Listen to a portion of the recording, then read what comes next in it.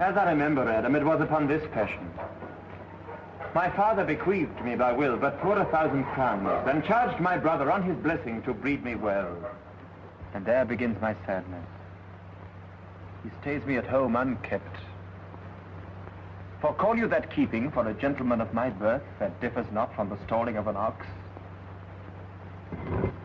He lets me feed with his hinds, bars me the place of a brother, and as much as in him lies, minds my gentility with my education. This is it, Adam, that grieves me, and the spirit of my father, which I think is within me, begins to mutiny against this servitude. I will no longer endure it. Master Orlando, yonder he comes.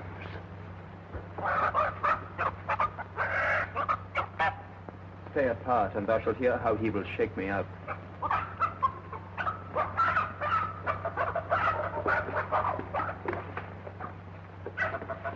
Now, sir, what make you here? Nothing. I am not taught to make anything. Marry, sir, be better employed. Shall I keep your hogs and eat husks with them? Know you where you are, sir? I know you are my eldest brother, and in the gentle condition of blood you should so know me. I have as much of my father in me as you. What, boy? Come, elder brother, you are too young in this. Wilt thou lay hands on me, villain? I am no villain. I am the youngest son of Sir Roland de Boys, and he is thrice a villain that says such a father begot villains. Wert thou not my brother, I would not take this hand from thy throat till this other had pulled out thy tongue for saying so. Sweet masters, be patient. For your father's remembrance be it as call. Let me go, I say. I will not till I please. You shall hear me. My father charged you by his will to give me good education. You have trained me like a peasant, and the spirit of my father grows strong within me, and I will no longer endure it. Therefore, give me the poor lottery my father left me by testament. With that I will go buy my fortune. Well, sir, get you in. I will not long be troubled with you. You shall have some part of your will. I pray you leave me. I will no further offend you than becomes me for my good.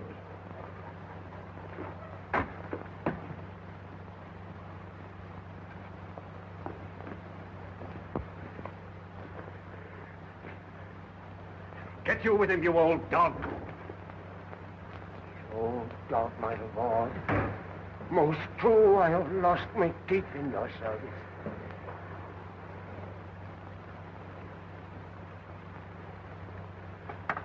I will visit your rankness, and yet give no 1,000 crowns neither.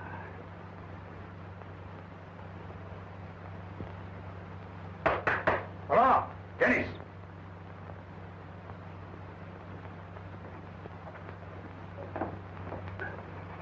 Calls, your worship?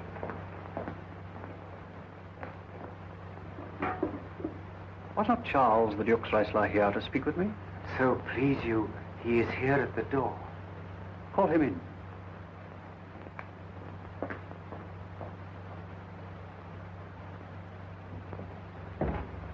Contend, your worship. Good, Monsieur Tom. What's the new news at the new court? There is no news at the court, sir, but the old news. That is, the old Duke is banished by his younger brother, the new Duke. Where will the old Duke live? They say he's already in the forest of Arden, and many merry men with him, and there they live like the old Robin Hood of England. You wrestle tomorrow before the new Duke. Marry, do I, sir? And I came to acquaint you with a matter. I am given, sir, secretly to understand that your younger brother Orlando comes against me to try a fall. Tomorrow, sir, I wrestle for my credit, and he that escapes me without some broken limb shall acquit him well. And therefore, out of my love to you, I came hither to acquaint you, that you might stay him. Charles, I thank thee for thy love to me, which I will most kindly requite. Oh. I'll tell thee, Charles, my brother is the stubbornest young fellow of France, a secret and villainous contriver against me, his natural brother. Therefore, use thy discretion. I'd as lief thou didst break his neck as his finger. I'm heartily glad I came hither to you. If he come tomorrow, I'll give him his payment. If ever he go alone again, I'll never wrestle for prize more. And so, God keep your worship. Farewell, good Charles.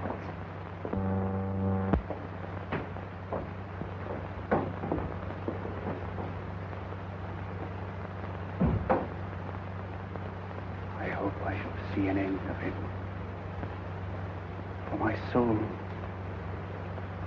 yet I know not why, hates nothing more than he.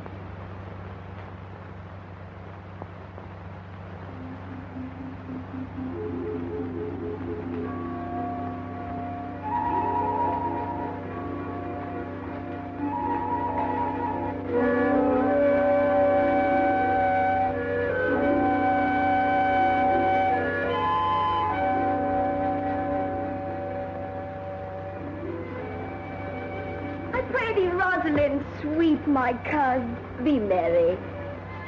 Dear Celia, I show more mirth than I am mistress of. Unless you could teach me to forget a banished father, you must not learn me how to remember any extraordinary pleasure.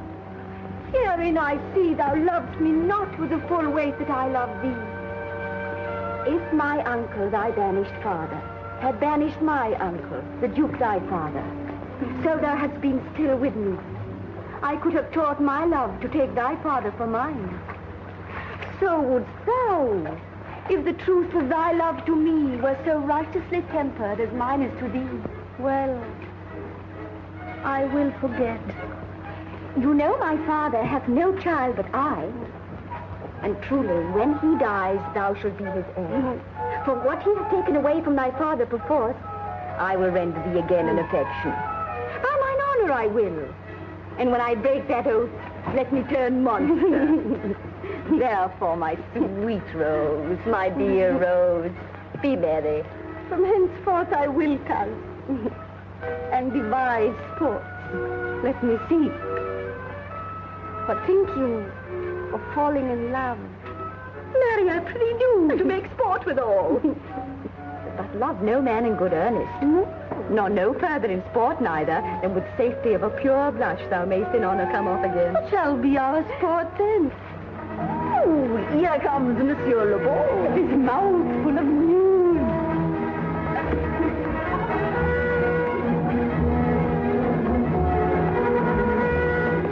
Bonjour, Monsieur Le Beau. What's the news? Fair Princess, you're going to lose much good sport. Sport? Of what color? What color, madame? How shall I answer you? As wit and fortune will... Eh bien, j'allais justement vous dire. Good wrestling, ladies, and they are ready to perform it. Let us see it, coz.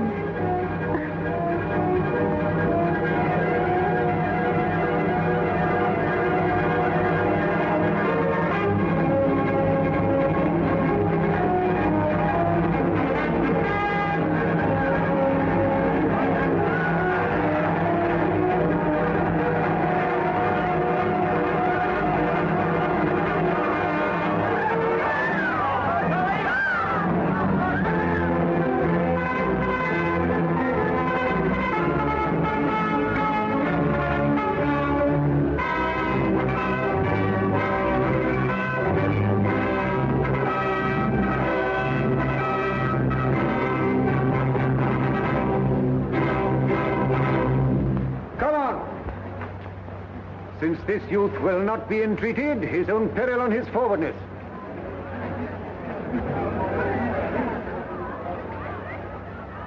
Is yonder the man? Even he, madame. Alas, he is too young. How now, daughter and cousin? Are you crept hither to see the wrestling? Aye, my liege. So please you give us leave. You will take little delight in it, I can tell you. There is such odds in the man. In pity of the challenger's youth, I would fain dissuade him, but he will not be entreated. Speak to him, ladies. See if you can move him. I'll not be by. Call him hither, good Monsieur Le Beau.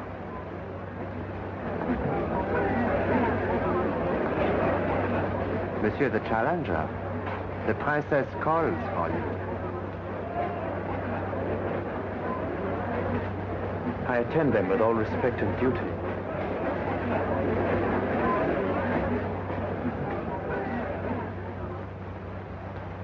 Young man, have you challenged Charles the wrestler? No, fair princess. He is the general challenger. I come but in as others do to try with him the strength of my youth. Young gentleman, your spirits are too bold for your years. We pray you for your own sake to give over this attempt. Do, young sir. I beseech you, punish me not with your hard thoughts, wherein I confess me much guilty to deny so fair and excellent ladies anything. But let your fair eyes and gentle wishes go with me to my trial, wherein, if I be foiled, there is but one shamed who was never gracious. If killed, but one dead that is willing to be so. I shall do my friends no wrong, for I have none to lament me. The world no injury, for in it I have nothing. Only in the world I fill up a place which may be better supplied when I have made it empty. The little strength I have, I would it were with you, and mine to eke out hers.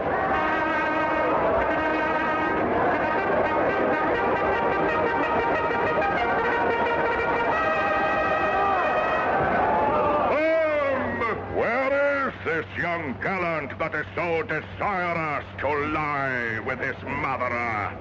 You mean to mock me after? You should not have mocked me before. But come your way.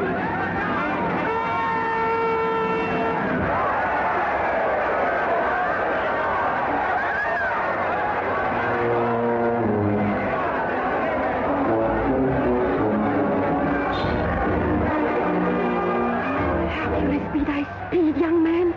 I would I were invisible to catch the strong fellow by the leg.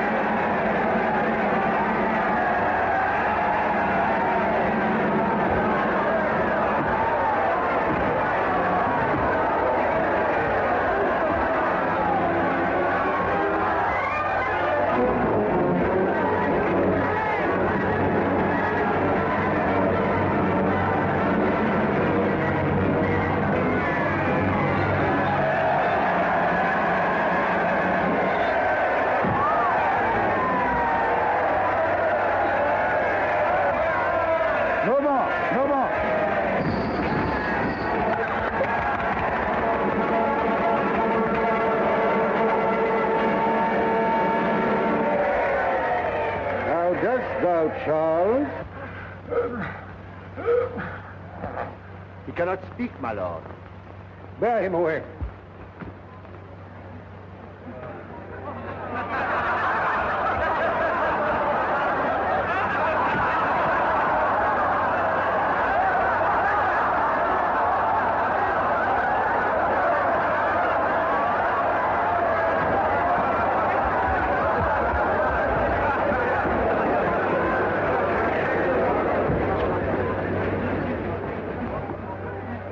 What is thy name, young man? Orlando, my liege, the youngest son of Sir Roland de Boys. I would thou hadst been son to some man else. The world esteemed thy father honorable, but I did find him still mine enemy. But fare thee well, thou art a gallant youth. I would thou hadst told me of another father. Were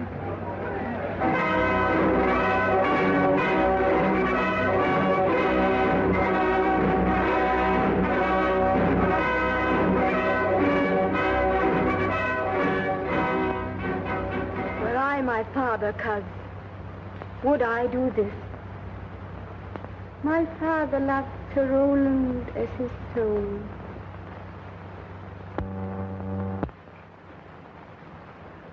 Gentle cousin, let us go thank him and encourage him.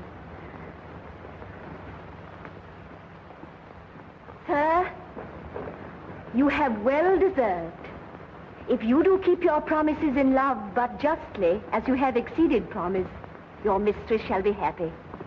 Gentlemen, wear this for me, one out of suits with fortune, that could give more, but that her hand lacks means. Shall we go, cuz? Aye. Stay well, fair gentlemen. Can I not say thank you? He called us back. My pride fell with my fortune. I'll ask him what he would. Did you call, sir? Sir, you have wrestled well and overthrown more than your enemies. Will you go, Rosalind? Have with you. Fare you well.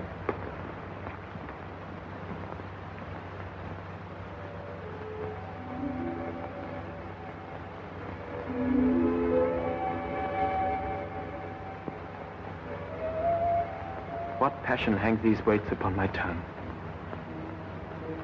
I cannot speak to her. Yet she urged conference. Oh, poor Orlando, thou art overthrown. Or Charles, or something weaker masters thee. Good sir, I do in friendship counsel you to leave this place, albeit you have deserved high commendation.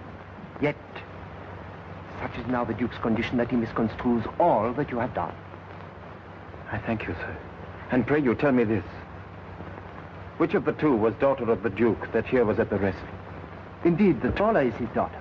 The other is Rosalind, daughter to the banished Duke. But I can tell you that of late this Duke hath ta'en displeasure against his gentle niece, grounded upon no other argument, but that the people praise her for her virtues and pity her for her good father's sake. And on my life, his malice against this lady will suddenly break forth. Sir, fare you well. I rest much bounden to you. Fare you well.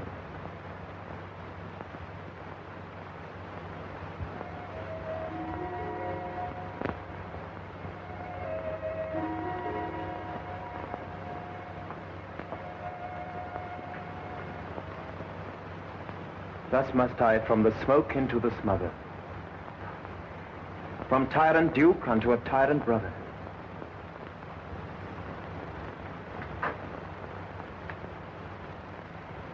But heavenly Rosalind,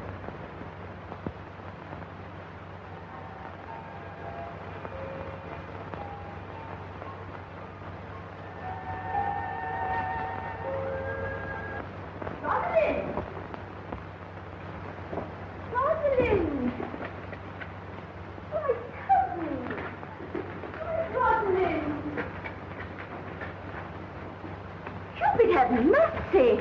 Not a word. Not one to throw at a door. But is all this for your father? No. Some of it is for my father's child. Come, come. Wrestle with your affection. Oh, they take the part of a better wrestler than myself. Is it possible on such a sudden you should fall into so strong a liking with old Sir Roland's youngest son? The Duke, my father, loved his father dearly. Does it therefore ensue that you should love his son dearly? No. By this kind of chase I should hate him.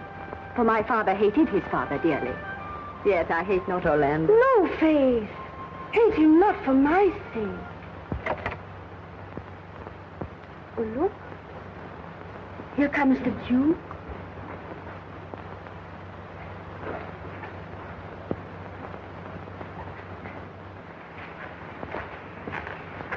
Mistress, dispatch you with your safest haste, and get you from our court. Me uncle. You, cousin. Within these 10 days, if the thou beest found so near our public court as 20 miles, thou diest for it.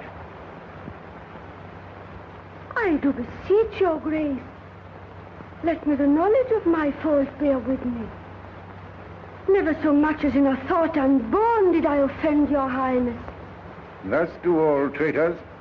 Thou art thy father's daughter, there's enough. So was I, when your highness took his dukedom.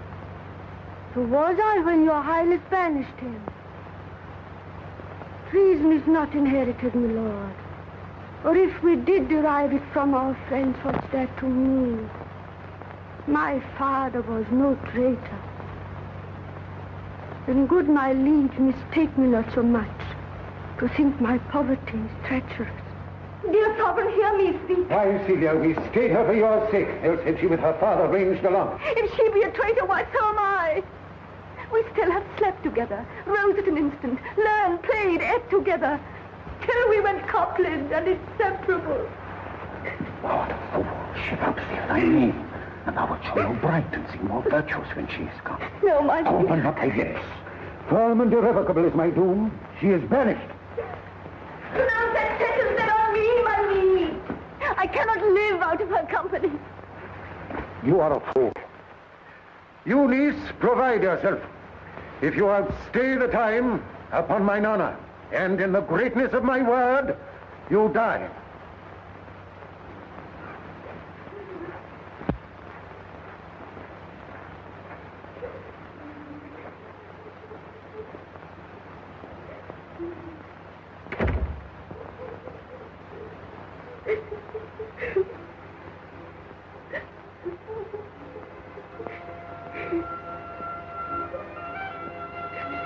My poor Rosalind, whither wilt thou go?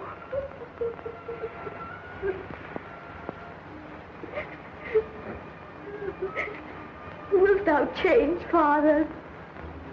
I will give thee mine. I charge thee, be not thou more grieved than I am. I have more cause. Thou hast not cut. Prithee, be cheerful. Knowest thou not the Duke hath banished me, his daughter? That he has not. No, hath not. Rosalind lacks then the love which teaches thee that thou and I am one. Shall we be sundered? Shall we part? Sweet girl, no. Let my father seek another heir. For by this heaven, now at our sorrows pale, say what thou canst, I'll go along with thee. Whither shall we go? To seek my uncle in the forest of Arden.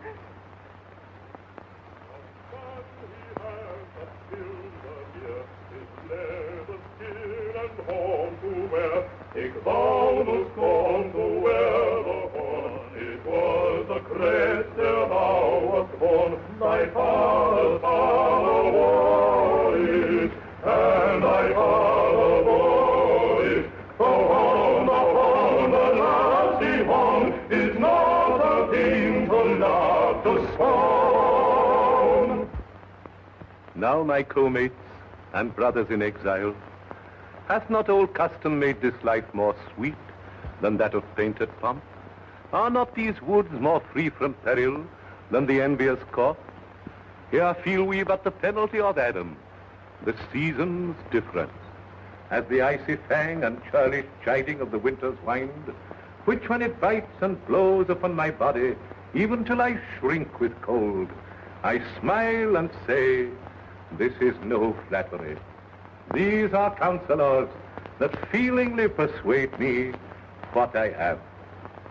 Sweet are the uses of adversity, which like the toad, ugly and venomous, wears yet a precious jewel in his head.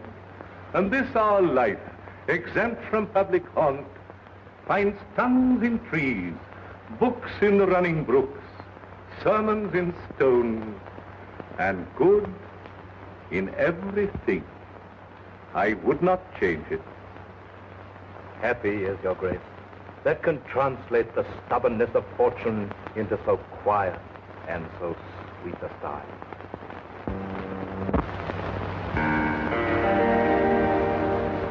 Blow, blow the winter wind, thou art not so unkind, thou art not so unkind as man's ingratitude. Thy tooth is not so keen, because thou art not seen. Thy tooth is not so keen, because thou art not seen. Although thy breath be rude, although thy breath be rude, although thy breath be rude.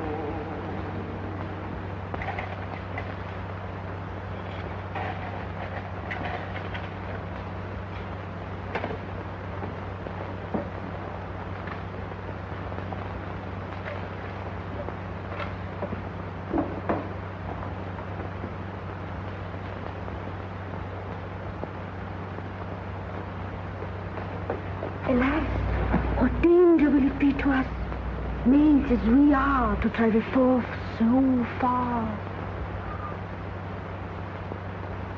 I'll put myself in poor and mean attire, and with a kind of amber smirch my face.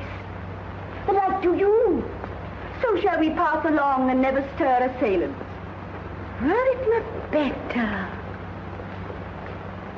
that I do suit me, all points like a man, and in my heart lie there what hidden women fear their will.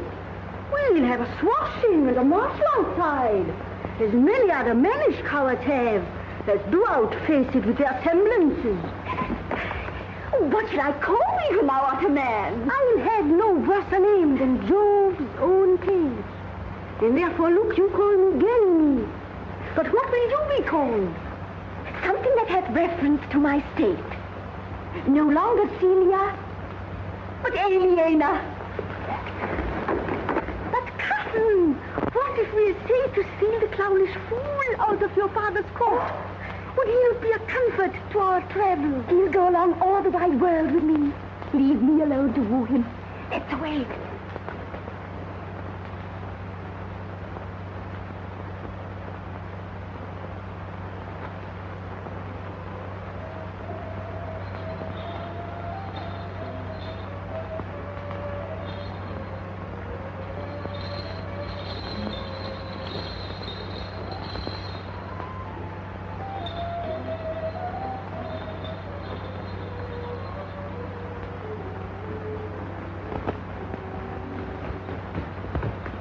Now go we in content to liberty and not to banishment. Can it be possible that no man saw them? It cannot be. Some villains of my court will consent and sufferance in this. I cannot hear of any that see her. Lord, the royalist clown, at whom so oft your grace would want to laugh, is also missing.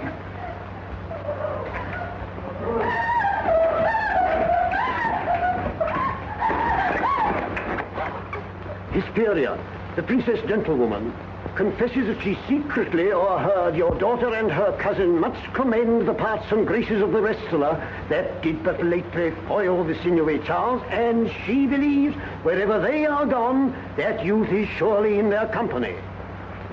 Send for that wrestler. Fetch that gallant hither. If he be absent, bring his brother to me. I'll make him find him. Do this suddenly. And let not search or inquisition quail to bring again these foolish runaways.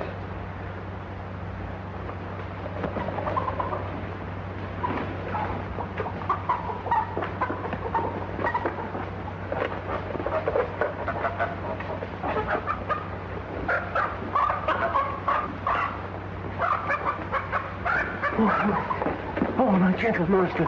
Oh, my sweet master. Oh, you memory of old Sir Roland. Why, what's the matter? Oh, unhappy youth.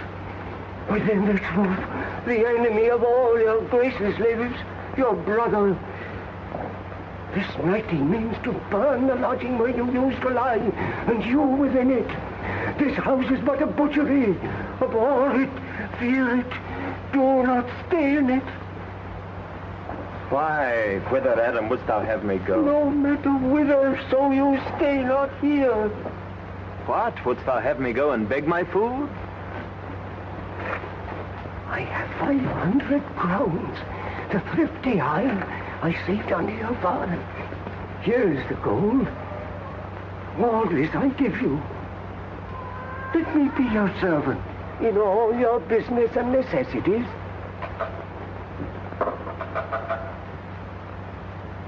Oh, good old man. How well in thee appears the constant service of the antique world, where service sweat for duty, not for meed. Thou art not for the fashion of these times, where none will serve but for promotion. But come thy ways, we'll go along together. And ere we have thy youthful wages spent, we'll light upon some settled low content.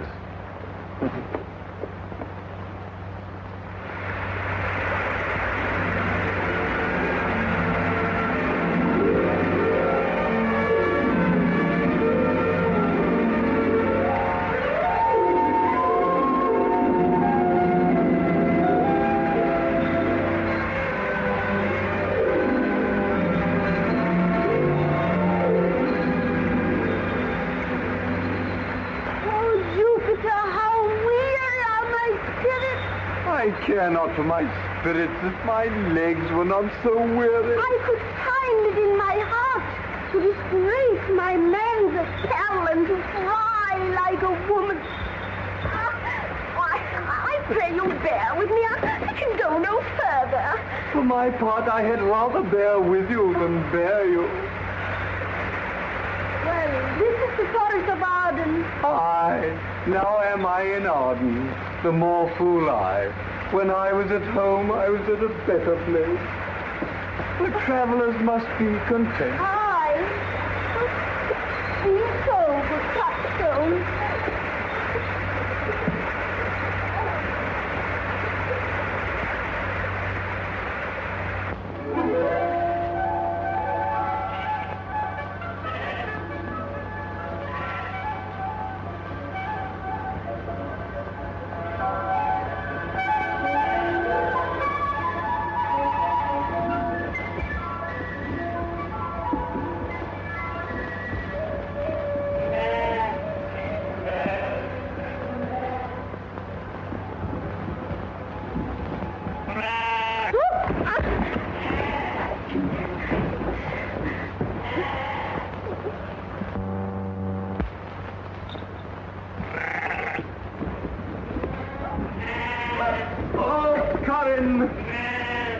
That thou knewst, how I do love her. I partly guess, for I have loved her now.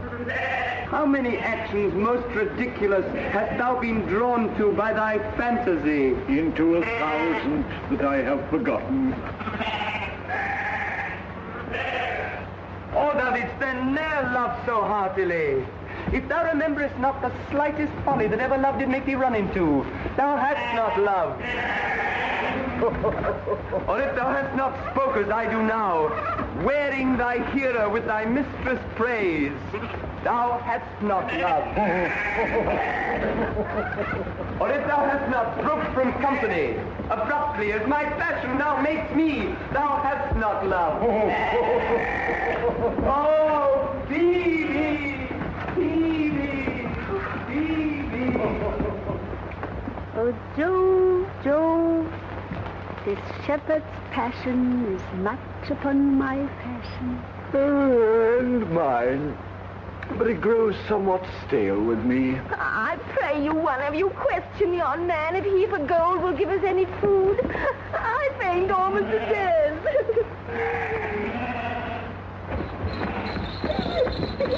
Hello, you thou? Peace, fool, he's not thy kinsman. Who calls? Good morrow to you, friend. And to you, gentle sir, and to you all. I prithee, shepherd, if that lover of gold can in this desert place buy entertainment, here's a young maid who travel much oppressed and faints for succor. Fair sir, I pity her. But I am shepherd to another man, and do not shear the fleeces that I graze. His cot, his flocks, and bounds of feed are now on sale. But what is? Come and see, and in my voice most welcome shall you be. I pray thee, if it stand with honesty, buy thou the cottage, pasture, and the flock, and thou shalt have to pay for it of us. I like this place, and willingly would waste my time in it. Assuredly the thing is to be sold. Go with me. And if you like, upon report, the soil, the profit, and this kind of life, I will your very faithful feeder be.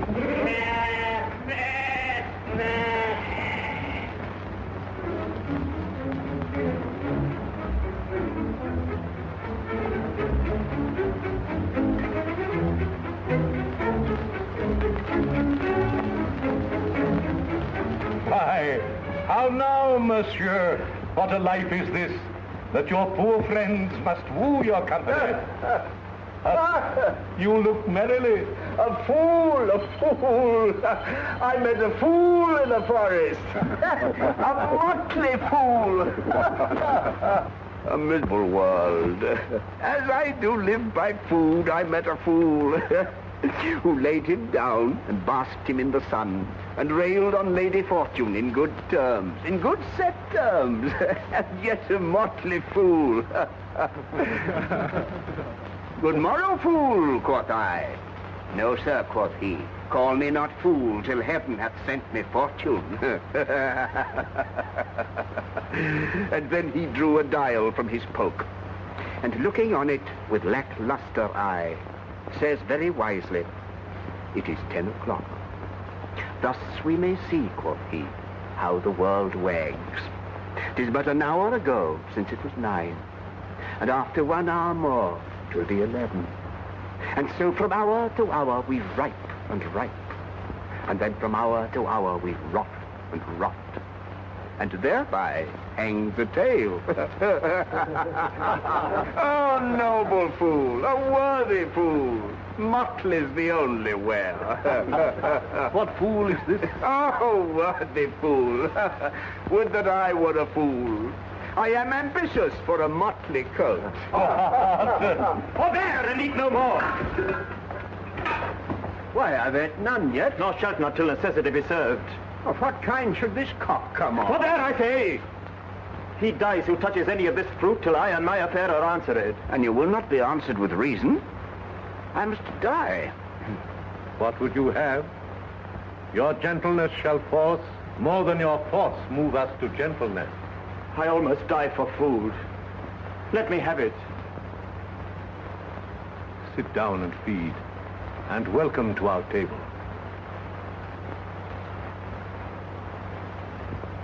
Speak you so gently.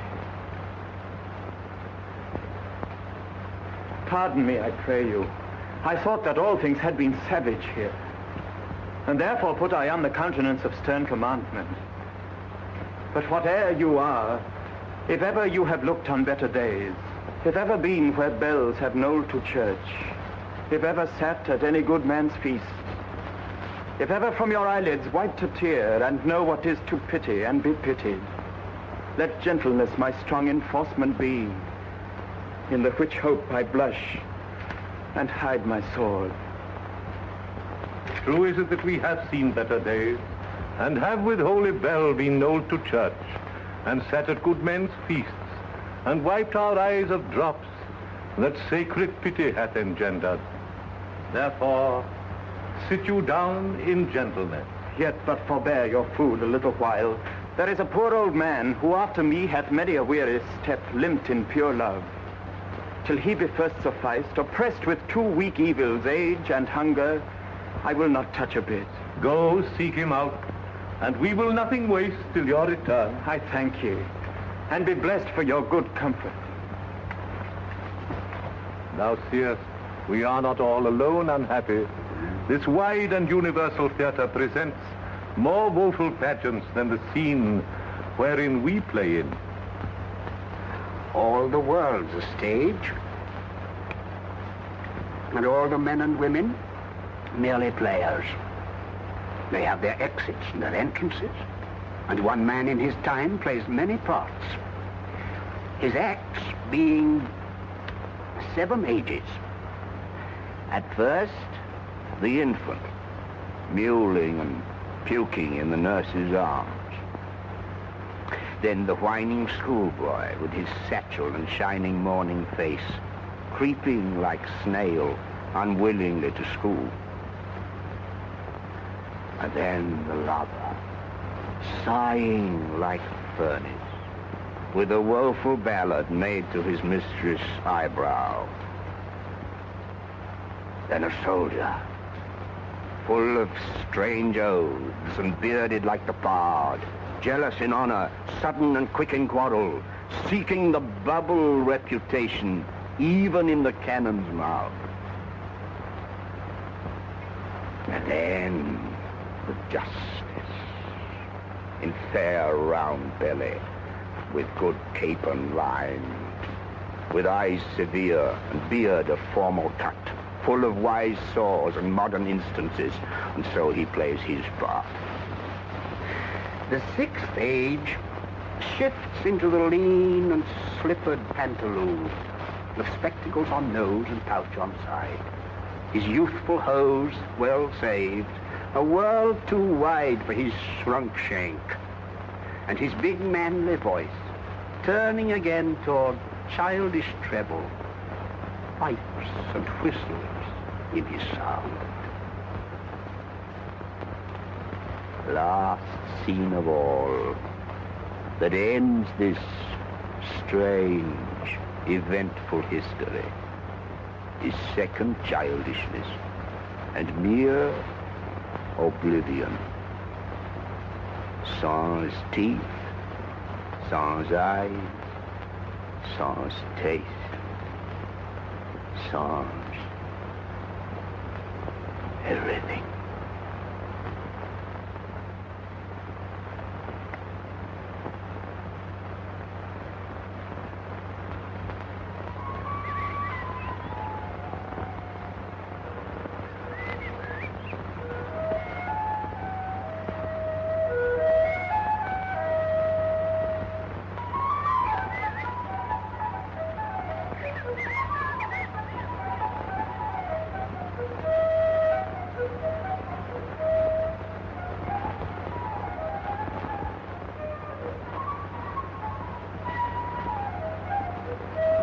If that you were the good Sir Roland's son, as you have whispered faithfully you were, we truly welcome hither.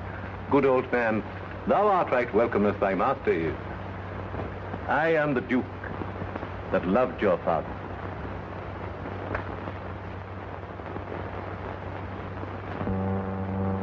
Seen him since? Sir, that cannot be. But look to it.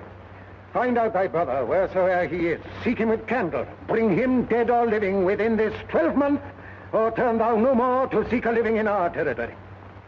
Thy lands and all things that thou dost call thine worth seizure, do we seize into our hands, till thou canst quit thee by thy brother's mouth of what we think against thee. Oh, that your highness knew my heart in this. I never loved my brother in my life. More villain thou. Well, push him out of doors. And let my officers of such a nature make an extent upon his house and lands. Do this expediently and turn him going.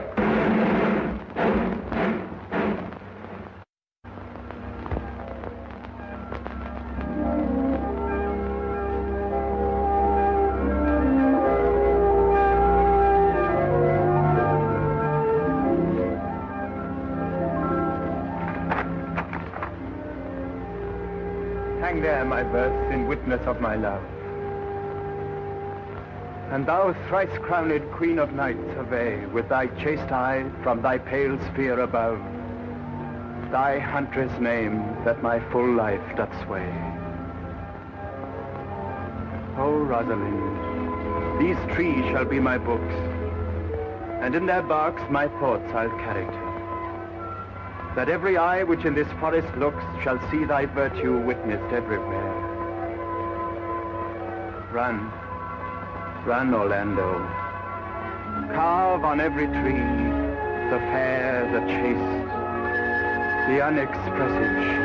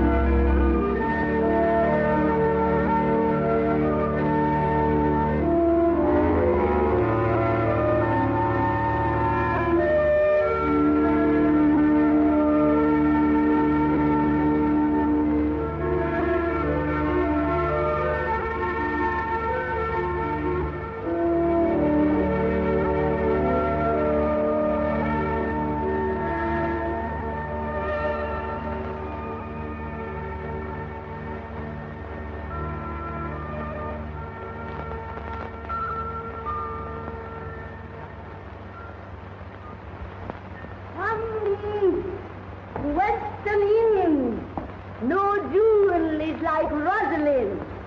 Traverse, being mounted on the wind, through all the world bears Rosalind. All the pictures fairest line are but black for Rosalind. Let no face be kept in mind but the fear of Rosaline.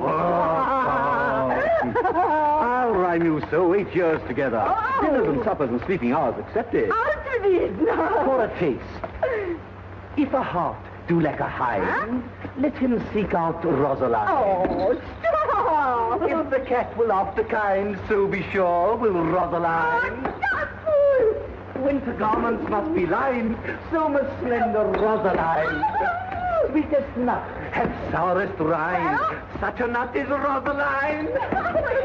He that sweetest rose will find must find love's prick and Rosaline. Stop, you dull fool! This is a very false gallop of verses. Why do you infect yourself with them?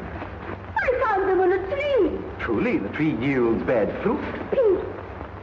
Helen, cheek, but not her heart. Cleopatra's majesty. Atalanta's better part, had Lucretia's modesty. Thus Rosalind of many parts, by heavenly Cynner was devised, of many faces, eyes, and hearts, to have the touches dearest kind. Heaven would that she these gifts should have, and I to live and die her slave. Most Shepherd, go open the door. Shepherd, go open it. Go with him, sirrah.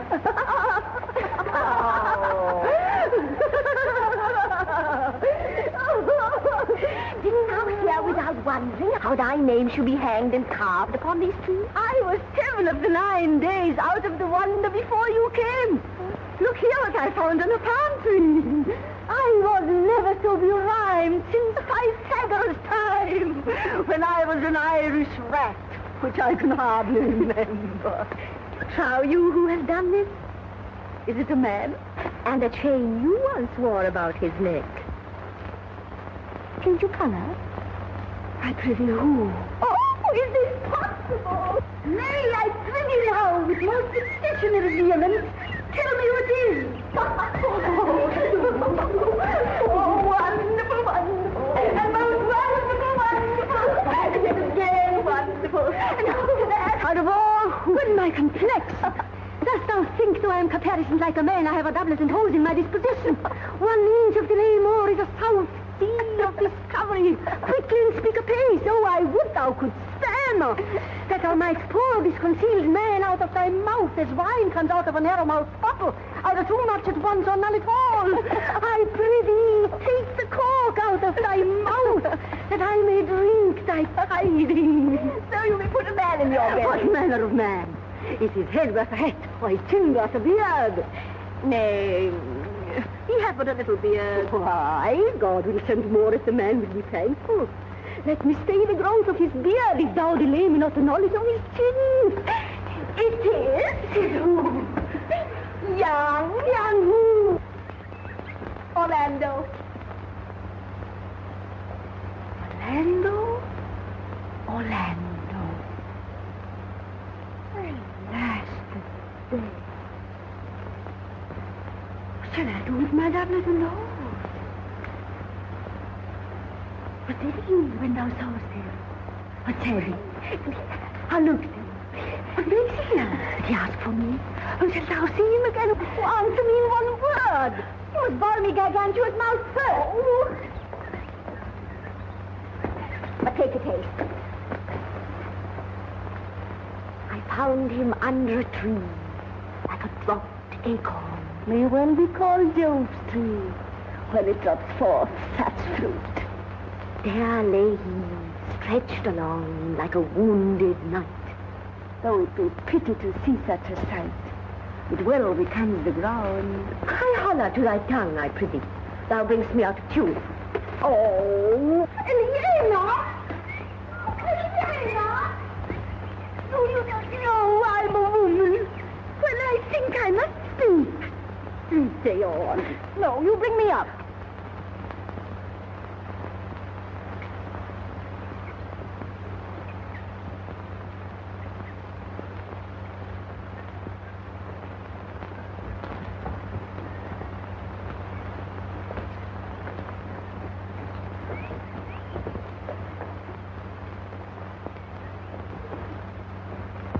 I thank you for your company. For good faith, I had as lief have been myself alone. And so had I. But yet for fashion's sake, I thank you, too, for your society. God be with you. Let's meet as little as we can. I do desire we may be better strangers. I pray you, mar no more trees with writing love songs in their barks. I pray you, mar no more of my verses with reading them ill-favoredly. Rosalind is your love's name. Yes, just. I do not like her name. There was no thought of pleasing you when she was christened. What stature is she of? Just as high as my heart. You're full of pretty answers. I am weary of you. I'll tarry no longer with you. Farewell, good Signor Love. I am glad of your departure. Adieu, good Monsieur Melancholy. Hiya, Forrester, do you hear? Very well. What would you? I pray you, what is the clock? You should ask what time of day. There is no clock in the forest. And there is no true lover in the forest, else sighing every minute and groaning every hour would detect the lazy foot of time as well as a clock. Where dwell you, pretty youth?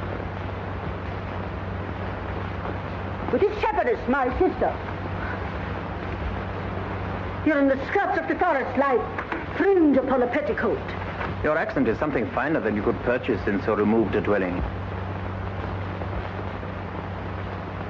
I have been told so of many. But indeed an old religious uncle of mine taught me to speak. He was in his youth an inland man, one that knew courtship too well, for there he fell in love.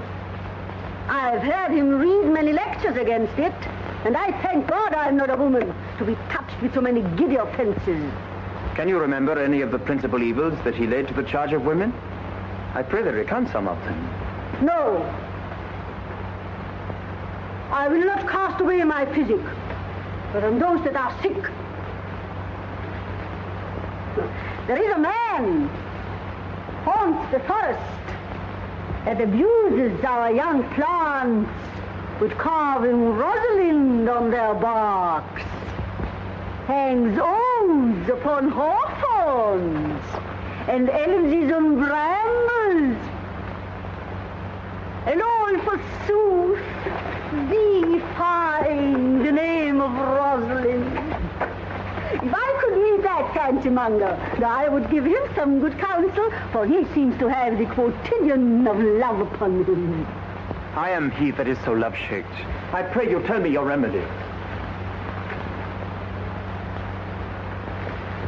There is none of my uncle's marks upon you. He taught me how to know a man in love. What were his marks? A lean cheek, which you have not. A blue eye, and sunken, which you have not. A beard neglected, which you have not. Then your hose should be ungartered, your bonnet unbanded, your sleeve unbuttoned, your shoe untied, and everything about you demonstrating a careless desolation. But you are no such man. You are rather point device in your accoutrements, as loving yourself and seeming the lover of any other. I swear to thee, youth, by the white hand of Rosalind, I am that he, that unfortunate he. But are you as much in love as your rhymes speak? Neither rhyme nor reason can express how much. Love is merely a madness, yet I profess curing it by counsel. Did you ever cure any soul? One. And in this manner, he was to imagine me, his love, his mistress. And I set him every day to woo me, at which time I, being but a moonish youth, would now like him, now loathe him, then entertain him, then forswear him, now weep for him, now spit at him, that I'd brave my suitor from his mad humor of love into a living humor of madness. And thus I cured him. And this way will I take upon me to wash your liver as clean as a sound sheep's heart, that there shall not be one spot of love in it. I would not be cured, you. But I would cure you, if you would but call me Rosalind, and come every day to my cot to woo me. Now by the faith of my love I will. Tell me where it is. Go with me and I'll show it you. And by the way, you can tell me where in the forest you live. Will you go? With all my heart, good youth. Nay, you must call me Rosalind. Rosalind. Oh, sister, will you go?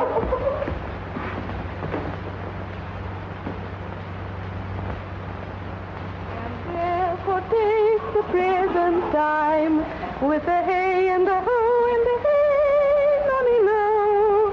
For love is crowned with the prime in springtime, the only pretty ring time, when the birds do sing, hey, ding-a-ding-a-ding, hey, ding-a-ding-a-ding, sweet lovers love the spring. How now, Audrey? Am I the man yet? Doth my simple features content you? Lord wonders, what features? Truly, I would the gods had made thee poetical. I do not know what poetical is. Is it honest in word and deed? Nay, truly, for the truest poetry is the most feigning. Do you wish then that the gods had made me poetical? I do, truly, for thou swearest to me thou art honest. Now, if thou wert a poet, I might have some hope thou didst feign. Would you not have me honest? Nay, truly, unless thou wert hard favored.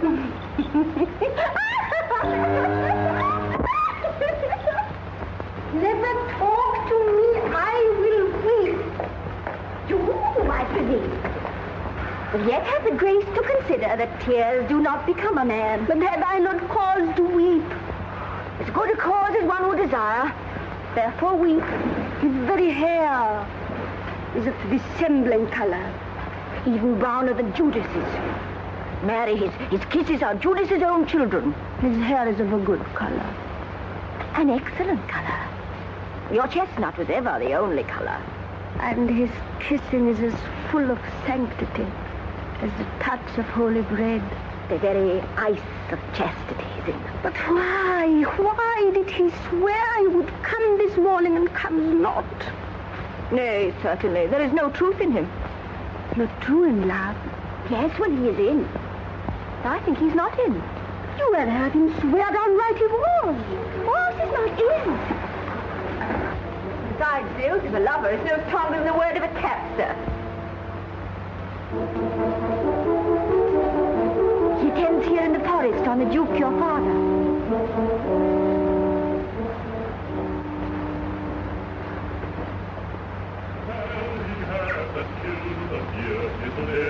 Skin and horn who wear a crown of thorn, who wear the horn. It was a crest where thou wast born. Thy father's father wore it, and thy father bore it. The horn, the nasty horn. I met the Duke yesterday.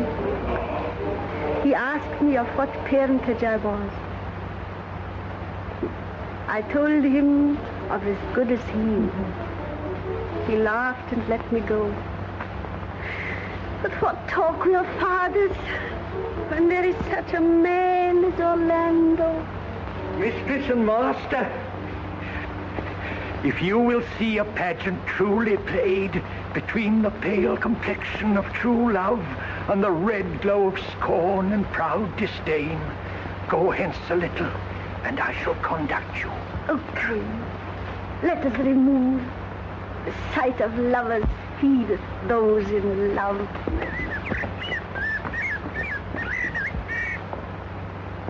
Sweet Phebe, do not scorn me. Do not, Phebe.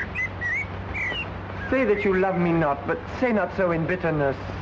I fly thee, for I would not injure thee. Thou tell'st me there is murder in mine eyes. 'Tis pretty sure and very probable. And if mine eyes can wound, now let them kill thee. Now counterfeit the swoon. Why now fall down? Oh, if thou canst not. Oh, for shame, for shame. Lie not to say mine eyes are murderers. Oh, dear Phebe, if ever, as that ever may be near, you meet in some fresh cheek the power of fancy, then shall you know the wounds invisible that love's keen arrows make. But till that time, come not thou near me. And when that time comes, afflict me with thy mocks. Pity me not. As till that time, I shall not pity thee. And why, I pray you, who might be your mother, that you insult, exult, and all at once over the wretched? What? Though you have no beauty, must you therefore be proud and pitiless? Why? What means this? Why, look at me. Odds, my little life, I think she means to tangle my eyes too. No! Faith, proud mistress, hope not after it. 'Tis not your inky brows, your black silk hair, your blue eyeballs, nor your cheek of cream that can attain my spirits to your worship. You foolish shepherd. Wherefore do you follow her like foggy south puffing with wind and rain? You are 1,000 times a properer man than she a woman. 'Tis not her glass, but you that flatters her. But mistress, know yourself. Down on your knees. Thank heaven fasting for a good man's love. For I must tell you, friendly, in your ears, sell when you can. You are not for all market. So take her to thee, shepherd. Very well. Sweet youth, I pray you chide a year together. I had rather hear you chide than this man woo. I pray you do not fall in love with me, for I am falser than vows made in wine. Besides, I like you not. Come, sister, let us go.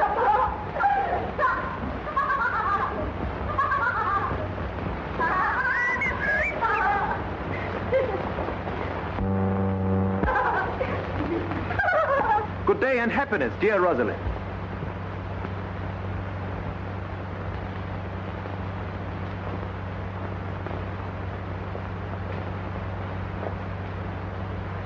Good day and happiness, dear Rosalind.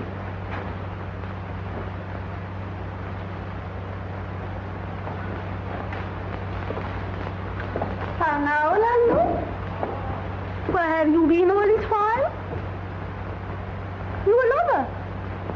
And you serve me such another trick never come in my sight anymore. My fair Rosalind, I came within an hour of my promise. Break an hour's promise in love. He that will divide a minute into 1,000 parts and break but a part of 1,000th part of a minute in the affairs of love. It may be said of him that Cupid hath clapped him on the shoulder, but I'll warrant him heart whole. Pardon me, dear Rosalind. Nay, and you be so tardy, come no more in my sight. I had as lief be a wood of a snail. Of a snail? Aye, of a snail. For though he comes slowly, he carries his house on his head. A better jointure, I think, than you make a woman. Besides, he brings his destiny with him. What's that?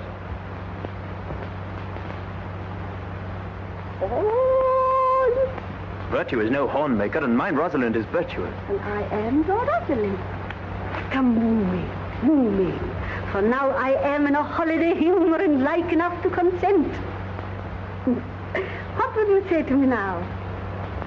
And I were your very, very Rosalind. I would kiss before I spoke. Nay. You had better speak first. Very good orators, when they are out, they will spit. And for lovers lacking matter, the cleanliest shift is to kiss. Who could be out being before his beloved mistress? Marry, that should you if I were your mistress.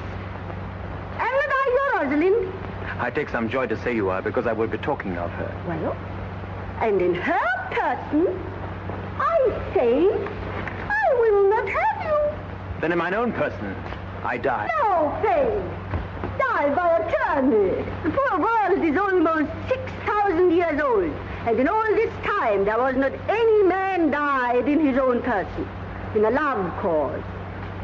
Men have died from time to time, and worms have eaten them from time to time, but not for love. I would not have my right, Rosalind, of this mind, for I protest her frown might kill me. No. By this hand, it will not kill a fly.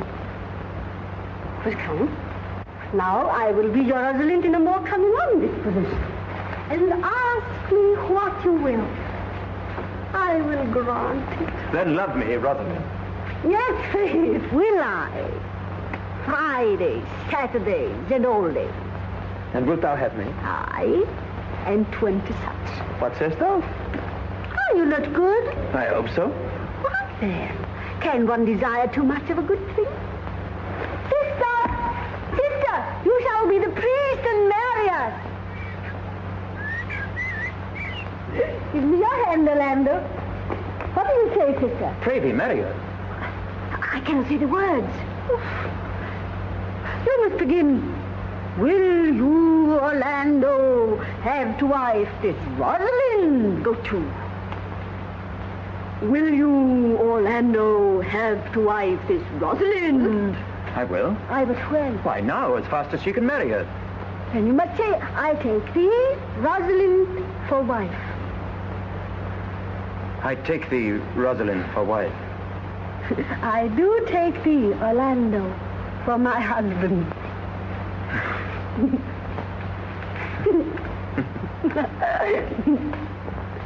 Tell me, Orlando, how long would you have her after you've possessed her? Forever and a day. Say a day without the ever. Oh, no, Orlando. Men are April when they woo, and December when they wed. Maids are maids when they are maids. But the sky changes when they are wives.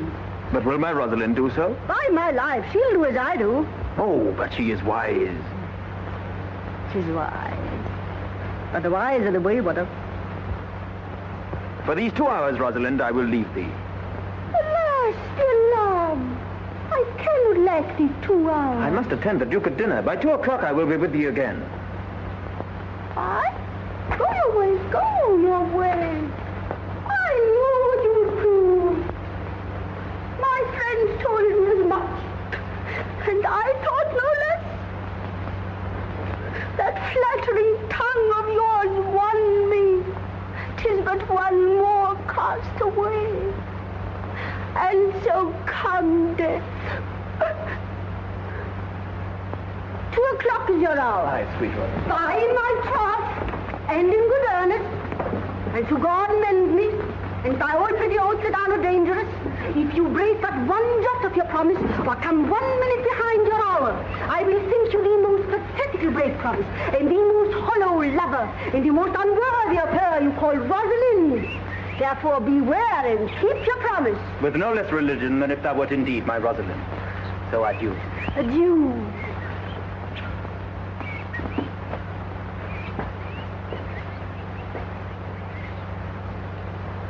Adieu.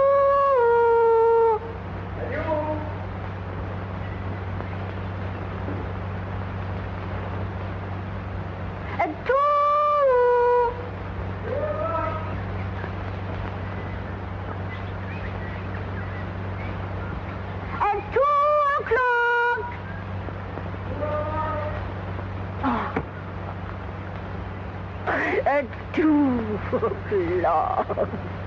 And 2 o'clock. At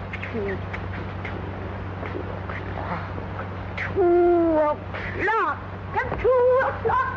2 o'clock. You have simply misused our sex in your love praise. Come, my pretty little curs, that thou didst know how many fathoms deep I am in love. Oh, but it cannot be sounded. My affection hath an unknown bottom, like the Bay of Portugal. Rather bottomless. Oh, and tell thee, Aliena, I cannot be out of the sight of Orlando. Oh, I'll go, find the shadow, and sigh till he comes. And I'll sleep.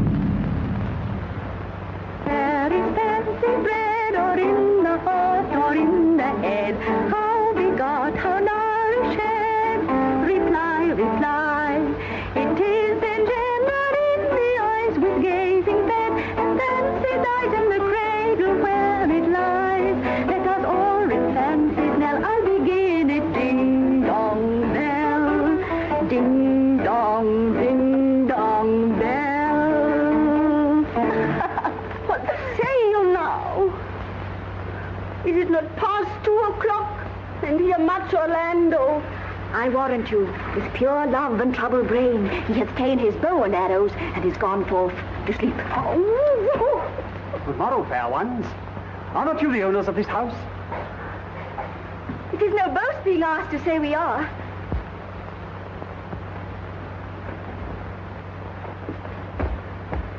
Orlando doth commend him to you both. And to that youth he calls his Rosalind, he sends this blood-stained napkin. Are you he? I am. What must we understand by this? Some of my shame, if you know of me what man I am, and how and why and where this handkerchief was stained. I pray you tell it. When last young Orlando parted from you, he left a promise to return again within the hour. And pacing through the forest, lo, what befell? Under an oak, a wretched, ragged man lay sleeping on his back. About his neck, a green and gilded snake had wreathed itself. But suddenly, seeing Orlando, it unlinked itself and slipped away into a bush, under which bush's shade a lioness lay crouching, head on ground, with cat-like watch whenever the sleeping man should stir. This seen, Orlando did approach the man, and found it was his brother, his elder brother. Oh, I've heard him speak of that same brother, and he did render him the most unnatural that lived amongst men. And well might he so do, for well I know he was unnatural.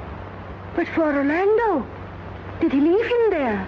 Twice did he turn his back and purposed so, but kindness, nobler ever than revenge, made him give battle to the lioness, which quickly fell before him, in which hurtling from miserable slumber I awaked. Are you his brother? Was you he rescued? Was you that did so oft contrive to kill him? Was I, but 'tis not I. I do not shame to tell you what I was, since my conversion so sweetly tastes being the thing I am. But for this blood-stained napkin? By and by. When, from the first to last, betwixt us two, tears our accountments had most kindly bathed, as how I came into that desert place. In brief, he led me to the gentle Duke, who gave me fresh array and entertainment, committing me unto my brother's love, who led me instantly into his cave, there stripped himself, and here, upon his arm, the lioness had torn some flesh away, which all this while had bled. And now he fainted, and cried in fainting upon Rosalind. Why, how now, Ganymede? Sweet Ganymede. Many will swoon when they do look on blood. There is more in it. Cousin, Ganymede. Look, he recovers.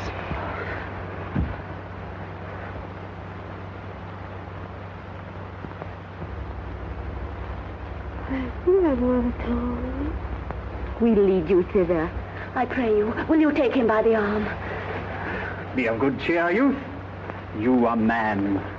You lack a man's heart. I do so. I confess it. I pray you, sir, tell your brother how well I counterfeit. This is not counterfeit. There is too great testimony in your complexion. It is a passion of earnest. Counterfeit, I assure you. Well, then take a good heart and counterfeit to be a man. So I do. But in faith, I should have been a woman by right.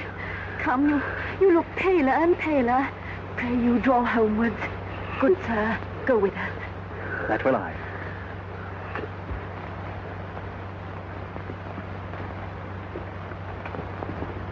Counterfeit, I assure you.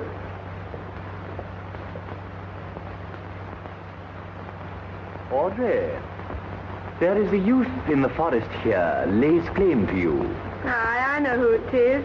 He has no interest in me in the world. Here comes the man, you mean? It is meat and drink to me to meet a clown. We shall be flouting. We cannot hold. Good even, Audrey. Good even, William. Yeah. And good even to you, sir. Good even, gentle friend. Cover thy head, cover thy head. Nay, prithee, be covered. How old are you, friend? 5 and 20, sir. A ripe age. Is thy name William? William, sir. A fair name. Wast born i' the forest here? Aye, sir, I thank God. Thank God. A good answer. Art thou wise? Aye, sir, I have a pretty wit. Faith, thou sayest well. I do now remember a saying, the fool doth think he is wise, but the wise man knows himself to be a fool. You do love this maid? I do, sir. Give me your hand. Art thou learned? No, sir. Then learn this of me.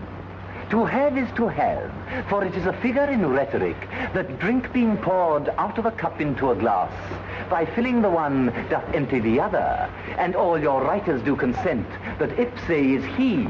Now you are not he, because I am he. Which he, sir? He, sir, that must marry this woman. Therefore, you clown, abandon the society of this female, or clown, thou perishest. Or, to thy better understanding, diest. Or, to wit, I kill thee, make thee away, translate thy life into death.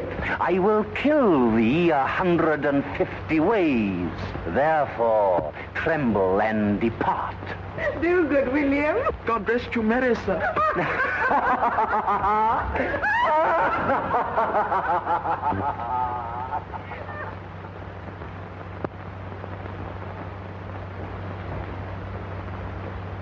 Is it possible that on so little acquaintance, that but seeing Eleanor you should love her, and loving woo and wooing she should grant? Neither call in question my sudden wooing nor her sudden consenting. But say with me, I love Eleanor. Tell me where is fancy bred, or in the heart, or in the head. How be God, how love is shed. Reply, reply.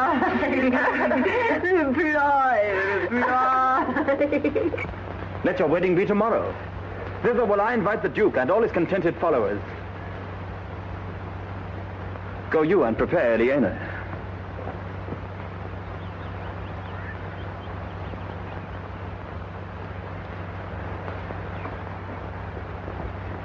I tell you, brother. And you, fair sister. Oh, my dear Orlando, how it grieves me to see thee wear thy heart in a scarf. It is my arm. I thought thy heart had been wounded by the claws of a lion. Wounded it is, but with the eyes of a lady. Did your brother tell you how I counterfeited to swoon when he showed me your handkerchief? Aye, and greater wonders than that. I know where you are. Nay, 'tis true, there was never anything so sudden. For your brother and my sister, they are in a very vault of love. They will together. Clubs cannot part them. They shall be married tomorrow, and I will bid the Duke to the nuptial. But oh, how bitter a thing it is to look into happiness through another man's eyes. By so much the more shall I tomorrow be at the height of heart heaviness. By how much I shall think my brother happy in having what he wishes for. Why then, tomorrow I cannot serve your turn for Rosalind? I can live no longer by thinking. I will weary you then no longer with idle talking. Know of me then that I can do strange things. I have, since I was 3 years old, conversed with a magician. And if you do love Rosalind so near the heart as your gesture cries it out, you shall marry her when your brother marries Eleanor. It is not possible for me to set her before your eyes tomorrow, human as she is, and without any danger. Speakst thou in sober meaning? I do, by my life, which I tender dearly, though I say I am a magician. Therefore, put you on your best array. Bid your best friends. For if you will be married tomorrow, you shall. And to Rosalind, if you will. You have done me much ungentleness. I care not if I have. It is my study to seem the spiteful and ungentle to you. You are there followed by a faithful shepherd. Look upon him, love him, he worships you. Oh, good shepherd, tell this youth what 'tis to love. 'Tis to be all made of sighs and tears. And so am I for Phebe. And I for Ganymede. And I for Rosalind. And I for no woman. It is to be all made of faith and service. And so am I for Phebe. And I for Ganymede. And I for Rosalind. And I for no woman. It is to be all made of fantasy, all made of passion, and all made of wishes, all adoration, duty, and observance, all humbleness, all patience and impatience, all purity, all trial, and all obedience. And so am I for Phebe. And so am I for Ganymede. And so am I for Rosalind. And so am I for no woman. Try on no more of this. 'Tis like the howling of Irish wolves against the moon. I will help you if I can. I would love you if I could. Tomorrow, meet me all together. I will marry you, if ever I marry a woman. And I'll be married tomorrow. I'll satisfy you, if ever I satisfy a man. And you shall be married tomorrow. I'll content you, if what pleases you contents you. And you shall be married tomorrow. As you love Rosalind, meet. As you love Phebe, meet. And as I love no woman, I'll meet. So fare you well, I've left you command. I'll not fail if I live. No, I.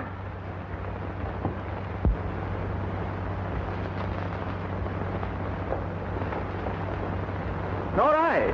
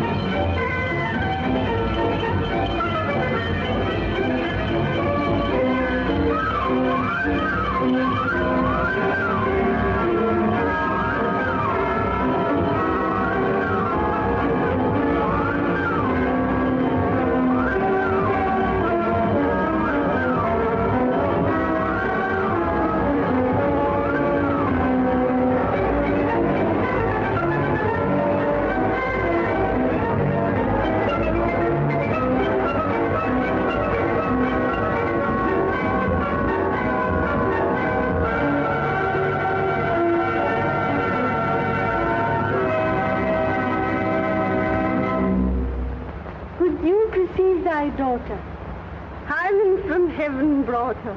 I brought her hither, that thou might join her hand and his, whose heart within his bosom is. If there be truth in sight, you are my daughter. If there be truth in sight, you are my Rosalind. If sight and shape be true, why then my love adieu. I'll have no father if you be not me. I'll have no husband if you be not he.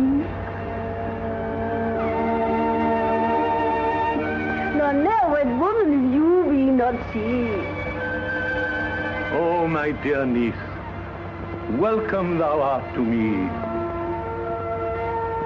Even daughter welcome in no less degree.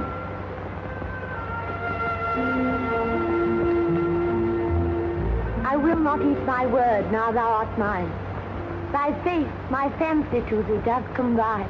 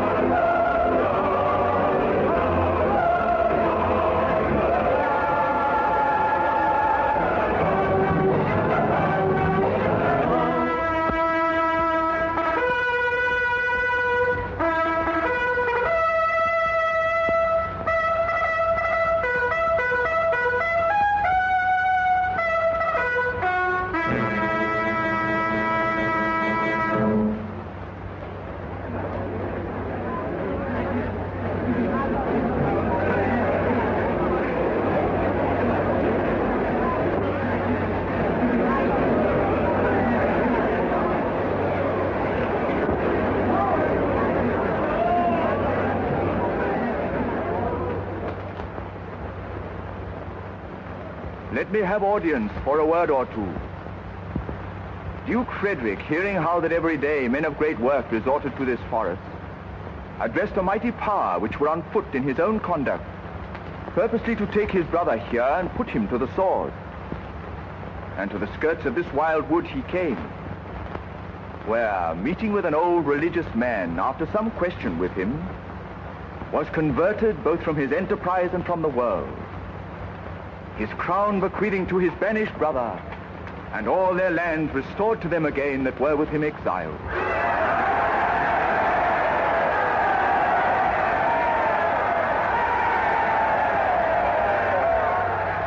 Welcome, young man. Thou offerest fairly to my daughter's wedding. Meantime, forget this new fallen dignity and fall into our rustic revelry. Proceed. We will begin these rites as we do trust they'll end in true delight.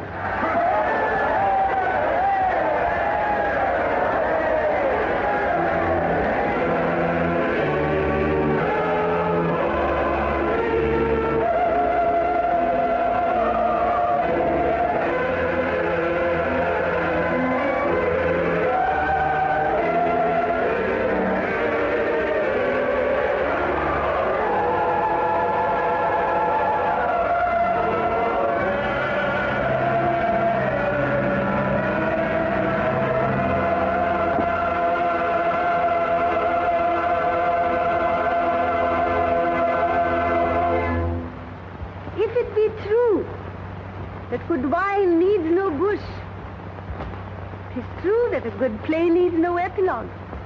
Yet a good while they do use good bushes, and good plays prove the better by the help of good epilogues. What a case am I in then, that am neither a good epilogue nor cannot insinuate with you in the behalf of a good play. I am not furnished like a beggar, therefore to beg will not become me. My way is to conjure you, and I'll begin with the women. I charge you, O women, for the love you bear to men, to like as much of this play as please you. And I charge you, O men, for the love you bear to women, that between you and the women, the play may please